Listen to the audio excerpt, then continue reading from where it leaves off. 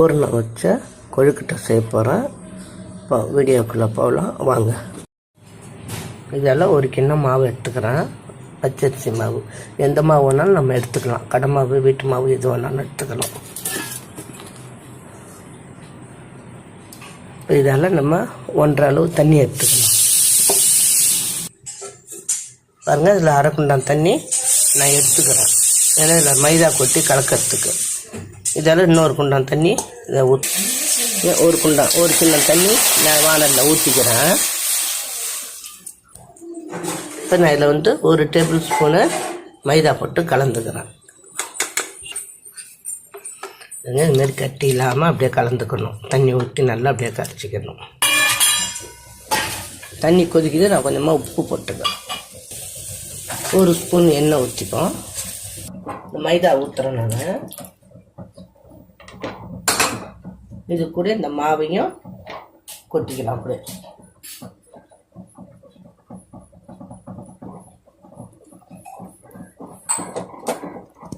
தேங்காய் உடச்சி திருவிருக்கேன். இதை வானலில் கொட்டி வதக்க போகிறேன். மாவு போட்ட கிண்ணத்தில் 3/4 கிண்ணத்துக்கு வெல்லம் எடுத்துருக்குறேன். இப்போ இது கூட இந்த வெல்லத்தை கொட்டிடுறோம். சால்ட்டு, ஏலக்காய், 3/4 கிளாஸ் பொட்டுக்கடலை, அதை நான் மிக்சியில் கொடுத்து அரைச்சி, இது பொட்டுக்கடலை இதெல்லாம் அரைச்சி போடுறோம்.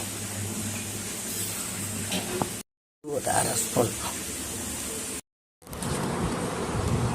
மாவு ரெடி ஆகிட்டு பாருங்கள். தீனி ரெடி ஆகிட்டு இப்போ கொழுக்கட்டை செய்ய போகிறேன். மடிக்க போகிறோம் பாருங்கள்.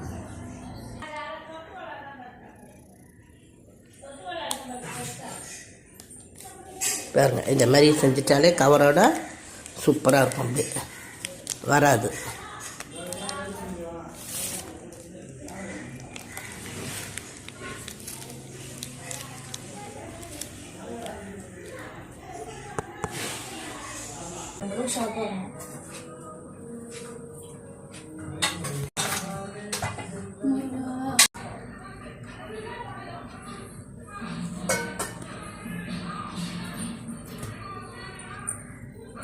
எவ்வளோ சாஃப்டாக பொசன்னு இருக்கு பாருங்கள். இதேமாரி நீங்களும் செஞ்சு சாப்பிட்டு பாருங்கள். சப்ஸ்கிரைப் பண்ணுங்கள். இங்கே பாருங்கள், சப்ஸ்கிரைப் பண்ணுங்கள், லைக் பண்ணுங்கள், ஷேர் பண்ணுங்கள். வீடியோ பார்த்ததுக்கு நன்றி. சாஃப்டாக இருக்கு பாருங்கள், எவ்வளோ சாஃப்டாக இருக்கு பாருங்கள். இதேமாரி நீங்களும் செஞ்சு சாப்பிட்டு பாருங்கள். சப்ஸ்கிரைப் பண்ணுங்கள், லைக் பண்ணுங்கள், ஷேர் பண்ணுங்கள். வீடியோ பார்த்ததுக்கு நன்றி.